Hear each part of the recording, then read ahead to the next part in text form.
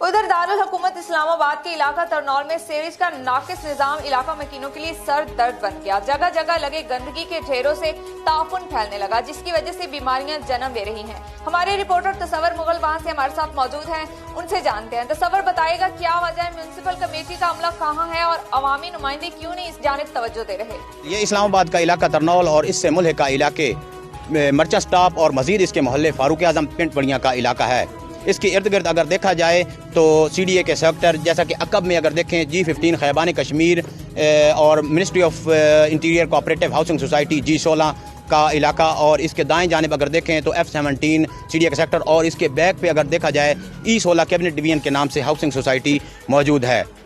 ان تمام جدید سہولیات سے آراستہ سیکٹر میں گھرا ہوا یہ چھوٹا سا علاقہ جدید سہولیات سے یعنی پانی، بجلی، گیس اور سیوریج جیسی بنیادی سہولیات سے مکمل طور پر محروم ہے۔ جگہ جگہ پر گندگی کے ڈھیر ہیں اور نالیوں سے پانی باہر نکل رہا ہے، سیوریج کا کوئی نظام نہیں ہے اور ہر جگہ پر گندگی موجود ہے۔ ہمارے پاس اگر غور کیا جائے تو کسی بھی طرح سے یہ نہیں کہا جا سکتا کہ یہ وفاقی دارالحکومت اسلام آباد کا کوئی علاقہ ہے۔ ہمارے پاس چند علاقہ مکین موجود ہیں، ان سے پوچھتے ہیں کہ ان کو یہاں پر کن مشکلات کا سامنا ہے۔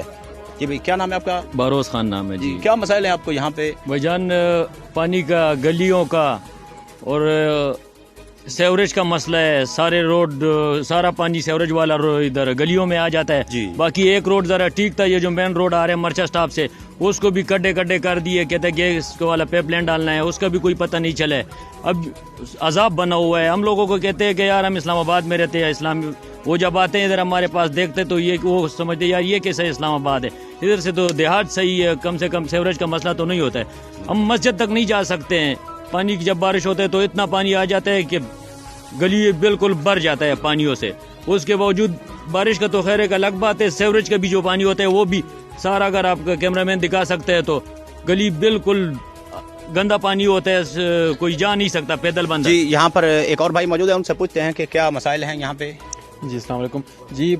مسائل تو یہاں پر بہت زیادہ ہے، لیکن جو بنیادی ضروریات انسان کے لیے ہے، یہاں پر گلیاں بہت گندی حالت میں ہیں، گلیاں ناپختہ ہے، اور اس کے علاوہ گیس کے جو کنیکشن ہے وہ بھی ایشو نہیں ہو رہے، نہ یہاں پر نئے کنیکشن ایشو نہیں ہو رہے، اور یہاں پر گیس پائپ لائن تو ڈال دی لیکن اس میں گیس نہیں آ رہی۔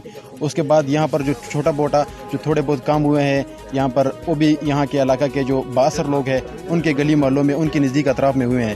باقی آس پاس کا جو علاقہ ہے وہ بالکل ان ضروریات سے بالکل خالی ہے۔